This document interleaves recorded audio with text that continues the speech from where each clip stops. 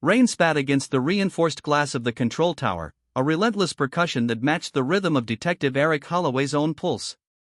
He stood rigid, the fluorescent lights overhead flickering with a tired hum, and squinted at the massive security scanner that dominated the room. It was a machine designed to detect anomalies, to parse threats in milliseconds and alert authorities before catastrophe could strike. And yet tonight, in the middle of the storm, the scanner hesitated. Outside, the terminal was deserted except for one solitary figure. A woman, soaked to the bone, paused beneath the neon glow of the landing bay.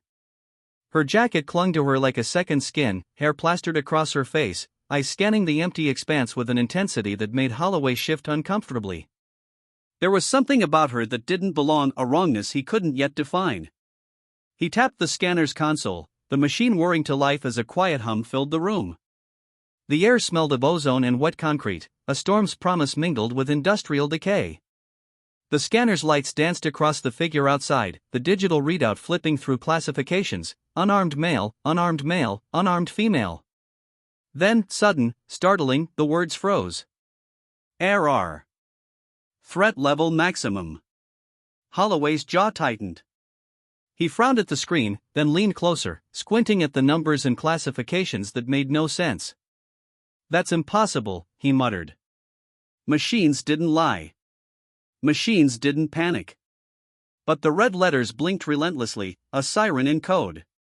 He reached for his radio. Dispatch, I need a perimeter lockdown. He hesitated, unsure how to articulate what he was seeing. An anomaly. I repeat, anomaly detected at Bay 9. Static hissed back before a calm voice responded. Copy that, Holloway. Stand by for unit arrival. Over. The woman took a step forward, and Holloway's gut tightened. She wasn't running, wasn't hiding, just walking, deliberately, like she owned the storm. He watched as her reflection shimmered in the puddles of water at her feet, every movement precise, almost premeditated.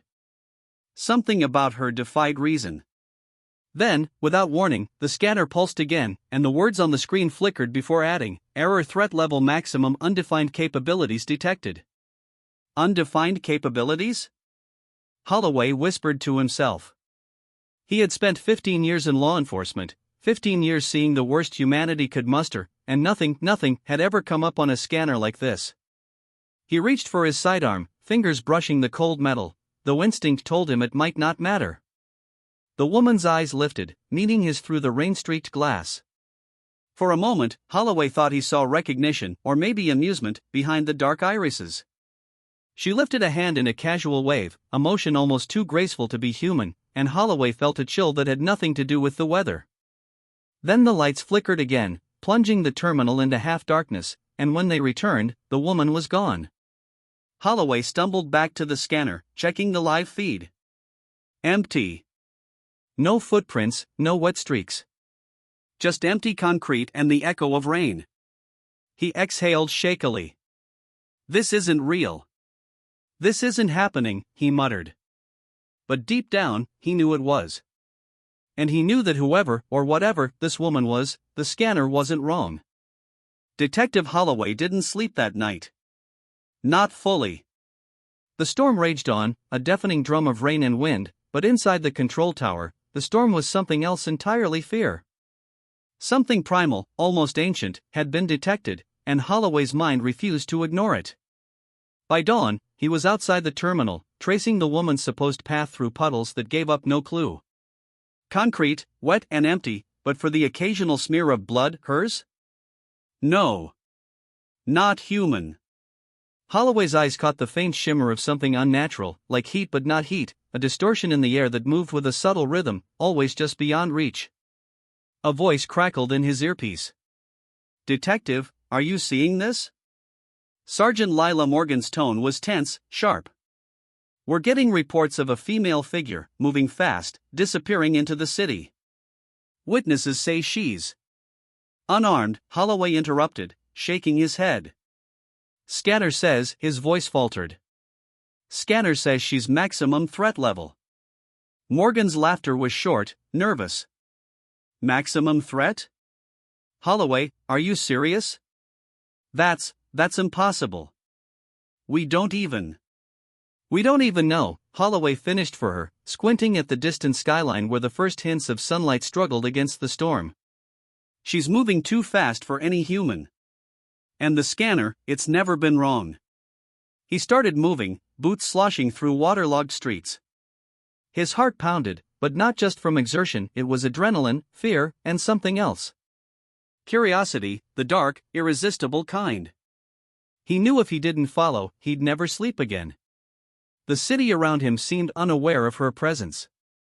People hurried past in umbrellas, cars splashing through puddles, unaware that a storm far greater than nature's was moving among them. Holloway's mind raced as he pieced together possibilities: military experiment? Rogue AI? Alien technology? The scanner's words were clear: maximum threat. Not suspect, not dangerous, maximum. Then he saw her again. She stood in an alleyway, rain running in rivulets down her face. But this time, her expression was unreadable. Calm, detached, calculating. And yet, when she turned, Holloway felt an unnatural heat of awareness, as if she could see him, feel his thoughts. She raised a hand again, just a flick, and the streetlights above went out. Not just the alley, the entire block. Darkness swallowed everything. Freeze! Holloway shouted, but she didn't move in the way a human would. She moved through the darkness, bending the shadows around her, and vanished before he could blink. By midday, reports poured in.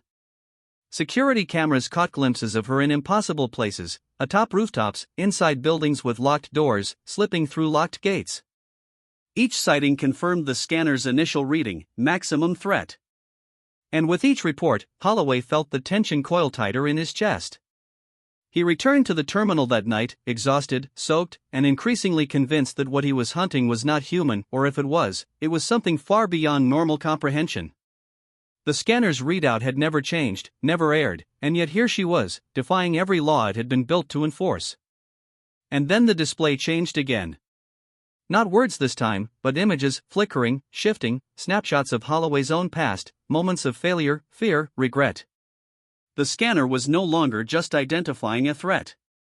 It was anticipating him. Holloway swallowed hard. "What the hell are you?" he whispered to the empty terminal. Somewhere, in the dark city, she was listening. He knew it. The rain had stopped, leaving the city damp and glittering under a fractured moon. Detective Holloway moved through the empty streets with a silent determination. He had spent 48 hours tracking the woman, following sightings, chasing shadows, and piecing together fragments of information that made less and less sense. Every step brought him closer to understanding, or perhaps to the end of his sanity. Every instinct screamed to stop, to call it off, but something in him refused. Something in him understood that turning away now would mean never knowing. He reached an abandoned warehouse at the edge of the city, its silhouette jagged against the dim skyline. His scanner, portable now, buzzed in his hand: unarmed female error. Threat level maximum. Inside, the air was thick with silence. The smell of rusted metal and damp earth filled his lungs. And then, from the shadows, she appeared. No words were exchanged. Holloway noticed, finally, the faint pulse of energy around her, an almost imperceptible shimmer, like heat waves on a summer road, twisting reality in the corner of his vision. "I don't want to hurt anyone," he said cautiously, hand hovering over his sidearm. I need to know what you are." Her voice was soft, almost melodic, yet every syllable carried weight. "You already know. That's why you followed." "Followed?" Holloway's brow furrowed. I don't understand." "You scanned me," she said simply. "Your machines can't measure what I am. That scared you. That's why the threat level is maximum. You see, humans fear what they cannot quantify." Holloway's stomach tightened. "You're beyond our technology." She nodded. "Yes. But I am not here to destroy. I am here to warn. There is coming a storm far greater than this city, greater than your understanding. I cannot stop it. I can only prepare those who are willing to see." For a moment, silence reigned. Holloway realized the truth: the scanner had been right. She was a maximum threat, but not to him, to the world. Her power, her presence, was simply a reflection of humanity's limitations. And then, without another word, she disappeared. Holloway was left in the warehouse alone, the scanner dead in his hand, flashing only a single word: error. He walked outside into the quiet city. Dawn was breaking, painting the wet streets with gold and pink. Holloway felt something shift inside him, a new understanding, a sense that the world had grown larger in ways he couldn't yet comprehend. The scanner might have frozen on her. Machines might have labeled her a threat. But Holloway knew the truth: some things could not be measured. Some forces were beyond comprehension. And some warnings were not meant to be understood, they were meant to be heeded. For the first time in his career, Detective Eric Holloway walked through the city knowing that some mysteries were not meant to be solved. Only respected. Only prepared for. And the storm ahead would demand everything he had learned.